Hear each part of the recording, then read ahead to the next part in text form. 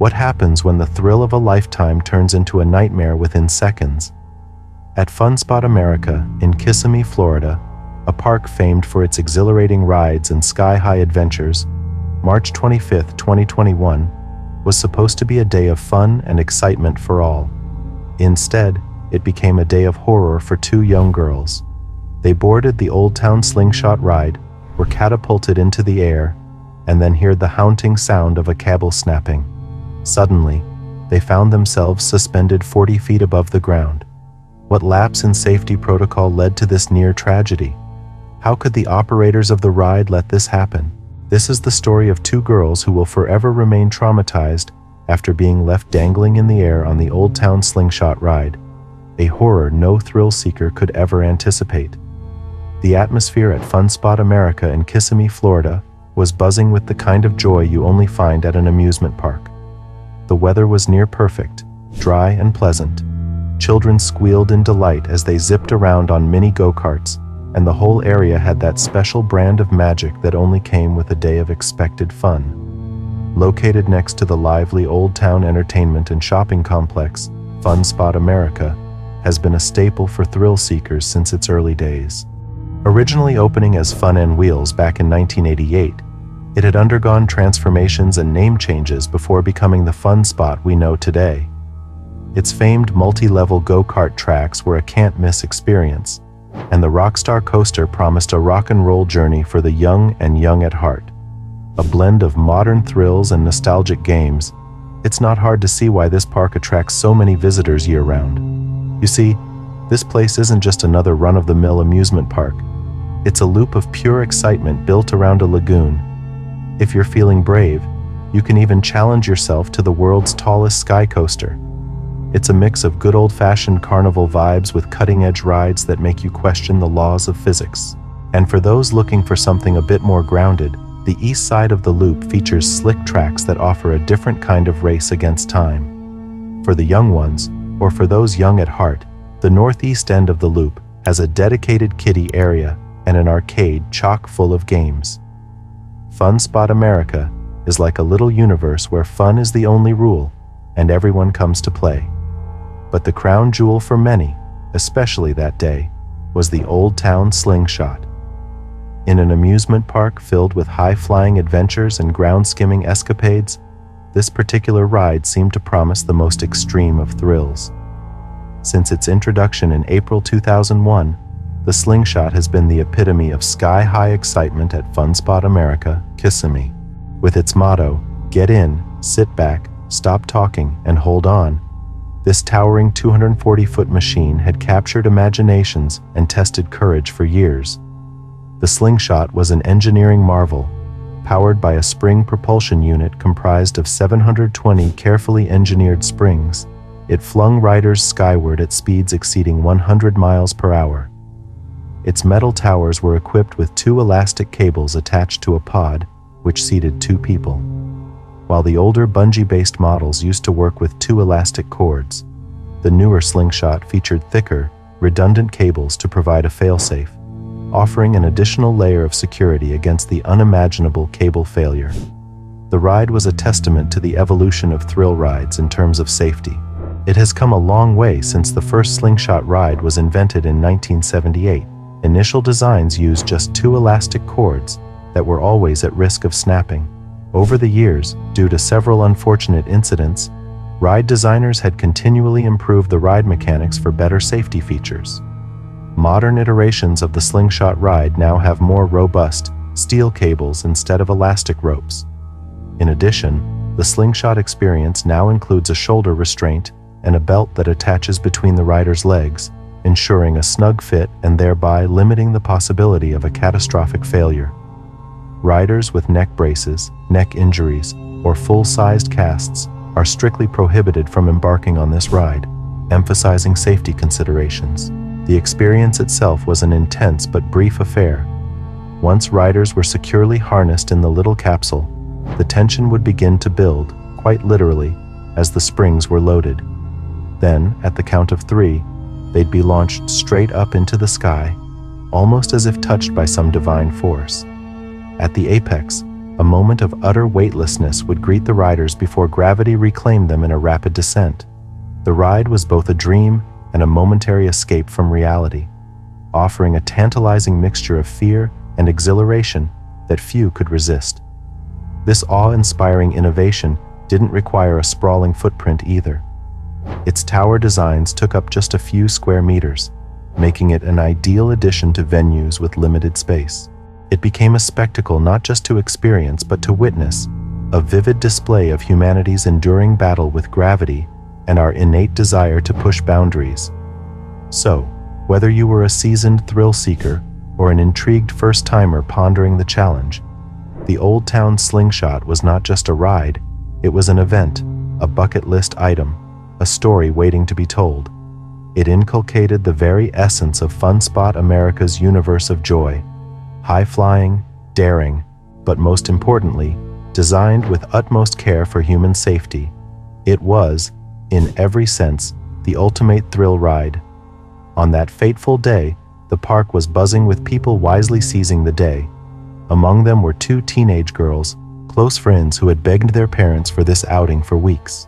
Though they'd visited Fun Spot America multiple times, that day felt different. Today, they were finally going to conquer the Old Town Slingshot, a ride that had both thrilled and terrified them from afar for years. For them, riding the Slingshot was like a rite of passage, and they had no idea that this decision would change their lives forever. They purchased their tickets with a mixture of excitement and nervous anticipation, trading quick glances and giggles as they headed toward the line. As they waited, they watched the capsule shoot up into the sky, riders screaming in both terror and delight. It was hard not to get caught up in the atmosphere, and soon enough it was their turn. Sliding into the capsule, they felt the snug embrace of the harnesses. They looked at each other one last time before nodding to the ride attendant, who meticulously checked the straps and clicked their harnesses into place. They noticed the redundant cables, those extra thick lifelines designed to provide a fail-safe, and felt a bit more at ease. After all, the whole point of the ride was to be scared, but safely so. The operators were supposed to have inspected the cables that very day, as per protocol, and nothing had gone wrong so far. The ride attendant gave them a thumbs up, signaling that all was well. For a moment, they both closed their eyes, each silently bracing for the incredible ascent that awaited them. That's why no one suspected anything would go wrong. Everyone was there to have a good time, including the girls. They trusted the operators to do their jobs, to maintain the machines, to keep them safe. Just seconds after the ride attendant gave them a thumbs up, the machinery roared to life. The girls gripped each other's hands, their knuckles white. Before they could even exhale, they were catapulted skyward at breathtaking speed. The ground became a distant blur, and for a brief, exciting moment, they felt like they were soaring among the clouds. But something was off. Instead of the sensation of the pod slowing down and the pull of the cables easing, there was a sickening snap.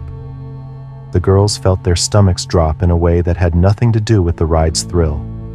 The capsule shook violently, and then it just stopped. They were hanging in midair, their pod swaying back and forth like a pendulum frozen in time, about 40 feet above the ground. Down below, faces in the crowd shifted from excitement to horror. The second cable, the fail-safe, had engaged, preventing them from falling. It had worked, but they were far from safe, dangling helplessly in the air. At first, neither of them spoke. They looked at each other, eyes wide, not daring to move. It was as if they were both afraid that even the tiniest motion could sever the remaining cable. They were stuck, with the safety mechanism holding them in a state of suspended terror, 30 feet too high for comfort. Meanwhile, the crowd below was in chaos. People were shouting, some frantically dialing their phones to call for emergency help. Faces were looking upward, eyes trying to see against the sun, staring at the two girls trapped in the sky. Even those who had been excitedly waiting for their turn on the Slingshot were now paralyzed by a sudden, sobering realization. This could have been them. It was a moment of total gut-wrenching suspense that felt like it lasted an eternity. The girls were stuck in their tiny capsule, could only hold their breaths and pray that the fail-safe cable would continue to do its job until help could arrive. It was their only lifeline, a thin strand of hope in a situation where everything else had gone terribly wrong. And there they hung, 2 young lives in the balance, a crowd of onlookers below, everyone sharing the same agonizing question. How could this happen here, at a place meant for pure joy? Is this what they came looking for? Pandemonium broke out among the spectators. Parents clutched their children closer, faces stricken with a mix of disbelief and dread. Young couples who'd been laughing and taking selfies moments before were now frozen, their smiles fading as they stared up. The amusement park staff were just as stunned. Ride operators near the scene sprang into action, toggling switches and jabbing at emergency buttons, but nothing seemed to work. The security staff tried to keep the growing crowd back, their own faces reflecting the seriousness of the situation. Within minutes, the wail of sirens filled the air. Fire trucks from the City of Kissimmee Fire Department and Tower 11 Osceola County Fire Rescue pulled in, their flashing lights casting an eerie glow on the unfolding scene. Firefighters hurriedly unrolled hoses and set up ladders, working methodically, but with a clear sense of urgency. One of the firefighters climbed the extended ladder. The crowd held its collective breath. Reaching the suspended pod, he first made sure the girls were unhurt. Then, he quickly tied off additional safety lines to the pod, just in case the remaining cable decided to give way. Down below, a team prepared a large, inflated cushion. They knew they had to act fast. This whole operation was precarious. Any wrong move could send the girls falling down.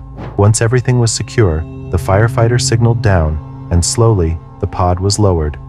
Inch by inch it descended, finally reaching a point where the girls could safely jump onto the inflated cushion below. The crowd erupted in cheers and applause as the girls, visibly shaken but unharmed, set foot on solid ground. The next day, the buzz was all about the investigations that were about to unfold. Just a week before the accident, state inspectors had visited Fun Spot America, giving the Old Town Slingshot a clean bill of health. This wasn't just a tick-the-box kind of inspection either. The rides were usually inspected twice a year. So, what slipped through the cracks? Video footage soon revealed a disconcerting truth. The ride operators, who were supposed to check for twisted cables before every ride, had gotten lazy. They were only doing this crucial safety check once a day. You heard that right, once a day, as if these cables were indestructible. Here's the kicker. All they had to do to prevent this nightmare was untwist the cables. A couple of minutes, a few simple movements. That's all it would have taken to avoid putting 2 young lives at risk. But no, they'd gotten lax, and now the park had to face the music.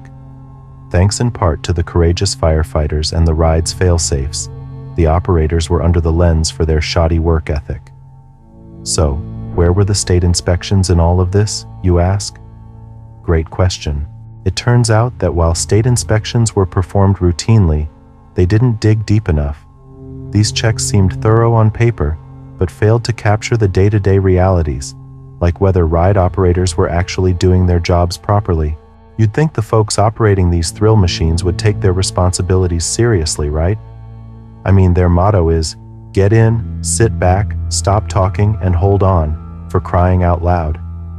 It sounds like they understand the gravity of what they're offering, a fun but potentially dangerous experience that needs to be handled with care. But alas, it was not so.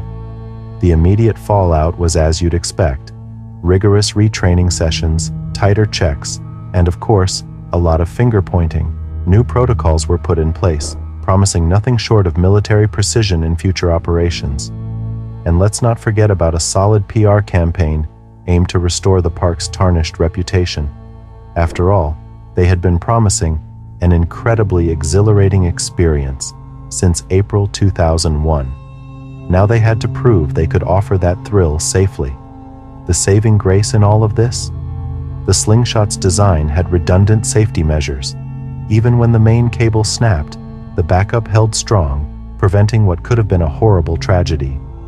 The newer model Slingshots were built with not just speed and height in mind, but safety. Thank heavens for that, because if this were one of the older models, we might be telling a very different story. Let's not forget about the manufacturers either. Companies like Funtime didn't just wake up one day and decide to add extra cables for kicks. They painstakingly updated their designs after researching and learning from past mistakes.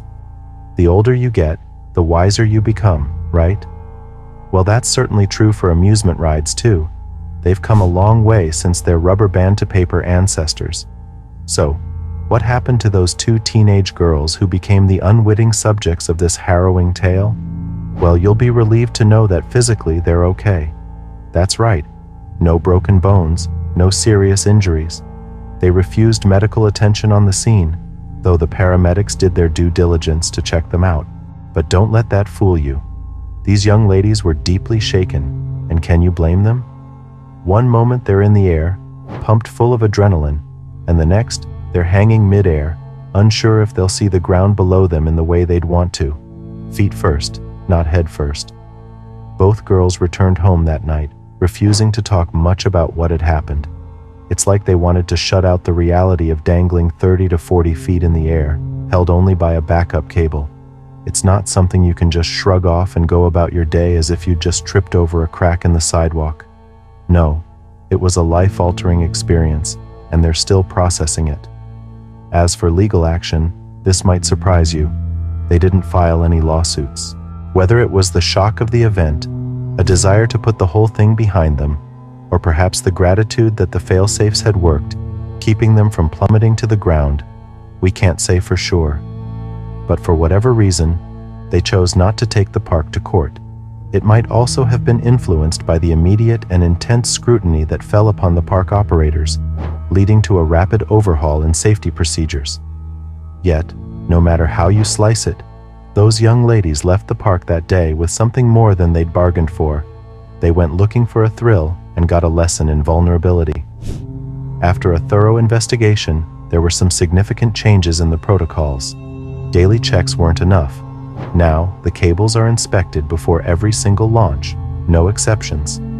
They even introduced a digital log that ride operators have to fill out, confirming they've done the checks. This way, it's easier for the park to hold someone accountable if things go south. As for the inspections, the state doubled down too. Before, there were 2 annual checks. Now, surprise inspections can happen anytime without warning. This keeps the operators on their toes, making sure they're always following the rules. The redundant cable system, remember the one that saved the girls, is now getting looked at for all rides, not just the Slingshot. Because having a plan B is more than a good idea, it's a lifesaver, literally. This incident shows us just how crucial it is to follow all the safety measures and protocols. Cutting corners is not an option. Lives are at stake. If there's one silver lining here, it's that the fail-safe system did its job. It kept those girls safe even when humans messed up. But we can't just rely on backup systems. We need people to do their part too. Let this story serve as a wake-up call. If we want to keep our fun, thrills, and laughter, we gotta take safety super seriously. If this story struck a chord with you, go ahead and give this video a like, drop a comment, and don't forget to share it with your friends and family.